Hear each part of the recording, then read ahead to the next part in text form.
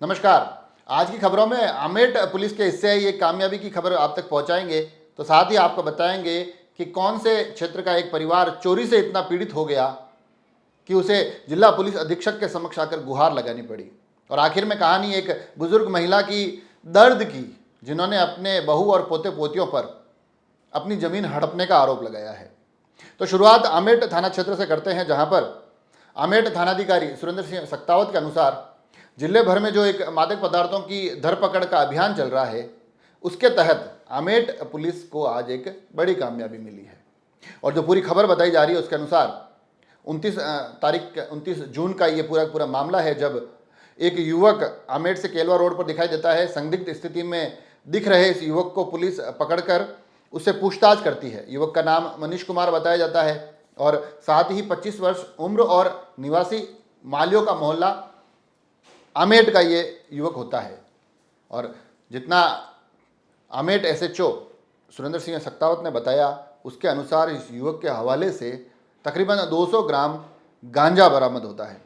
तो इस गांजे की बरामदगी होती है, पुलिस अनुसंधान कर रही है, आगे के जांच के तमाम पहलू देख रही है, मगर इस अभियान के तहत आज आमेट पुलिस के हिस्से एक बड़ी कामयाबी आई। और जो पूरी घटनाक्रम बताया जा रहा है, उसमें आमेट थानाधिकारी का यह भी कहना है कि संभव है कि इसमें आगे आने वाले समय में आमेट के आसपास के कस्बों की कुछ नशे से जुड़े हुए कारोबार की और भी कुछ हम तक जानकारियां पहुंचे, कुछ उसके बारे में भी और खुलासे हो सकते हैं। और ये जो पूरा ये धरपकड़ की गई, उसमें थानाधिकारी आमेट सुरेंद्र सिंह सक्तावत के साथ उन्हीं की टीम के भरत सिंह हेड कांस्टेबल और हरिशंकर कांस्टेबल भी पूरी इस धरपकड़ में साथ रहे।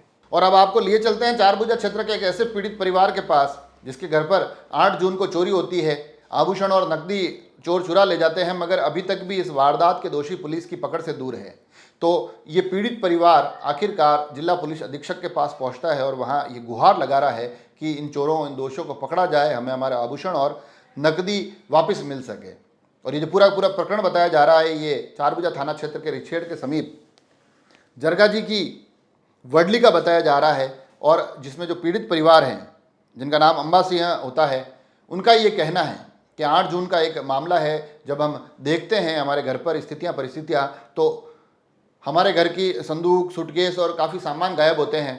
और जब उसकी खोज पड़ताल की जाती है तो थोड़ा बहुत सामान बिखरा हुआ बाहर खेतों में मिलता है, मगर जब नकदी और आभूषण नदारद दिखाई देते हैं, वो अभी तक हमारे पास नहीं पहुंचे हैं। तो इस प्रकरण को लेकर पुलिस में मामला दर्ज करवाया जाता है। 8 जून को ये मामला दर्ज होता है, मगर अभी तक भी अपराधी पुलिस की पकड़ से बाहर है।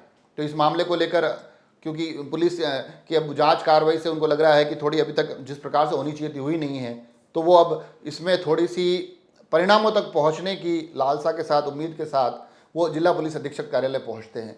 सुनिए आखिर पीड़ित परिवार कहता क्या है। मेरा नाम दीपक सिंह खरवड़। जो 7 तारीख को हमारे घर पे ससुराल में जो जरगा की वडली उधर चोरी हुई है, तो हम लोग रात को 12 बजे उधर ही थे। उसके बाद 12 बजे के बाद हम लोग घर पे चले गए। उसके बाद जो अज्ञात चोरों ने हमारे घर पे हमला बोला है, सोना चांदी वगैरह, कैश भी, नगद भी था उसमें। तो ताला और पहली पेटी को उठा के सीधा खेत में लेके गए, उधर जाके ताला तोड़ा। तो सुबह हम लोग तो इधर घर पे आ गए, लेकिन हमारे ससुर जी ने वगैरह सब ने जाके देखा तो सब सामान वगैरह बिखरा हुआ पड़ा था। तो चोरों ने फिर उधर तलाश की, तो उधर पेटी वगैरह मिली बाजू में। उसके बाद में हम लोगों ने चारभुजा थाना में 8 तारीख को रिपोर्ट दर्ज करवाई। उसके बाद अभी तक मिनिमम 7 तारीख को घटना हुई है। आज 20 दिन के अलावा भी आज तक कोई जाँच पड़ताल नहीं हुई है। इसके लिए हम इधर एसपी ऑफिस पे आए हैं ज्ञापन देने के लिए।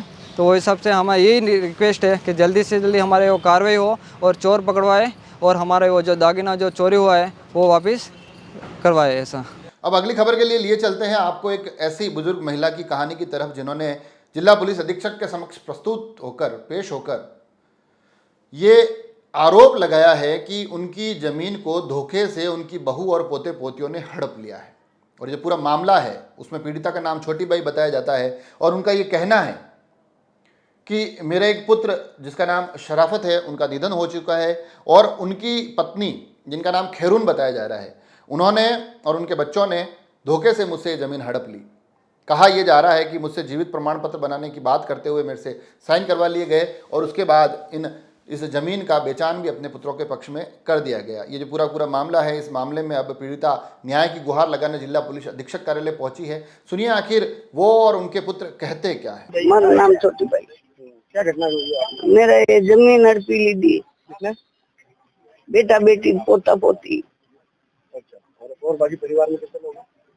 सब है। एक ही बेटे ने? हाँ, एक ही बेटे ने हड़प ली? हाँ, एक ही पोता पोती ने लुगाई ने। आपको पता कब चला? मेरे को 2-4 दिन ही हुआ। कैसे पता चला आपको? कैसे पता लिया? कोई जगह खरीदी जो पत्तो पड़ गयो गाँव में ने। आपने कोई कागज में साइन करे होगा? मैं नहीं किया साहब। आपने अपनी जानकारी में कभी नहीं बेची? मैंने कभी नहीं बेची, मैंने तो खरीदी। कितने साल पहले खरीदी? 20 साल हो गया जमीन। तब से आप ही संभालते हो उसको? हाँ, जमीन मारी से। और अभी तक आपने अपने पीछे वारिसान को नहीं दी है? नहीं, किसी को नहीं दी। और अभी कितने लोगों का हक एक ही ने दबा रखा? सभी भैयों का हक है। अभी अब क्या चाहते हो? कहीं चाहूँ साहब,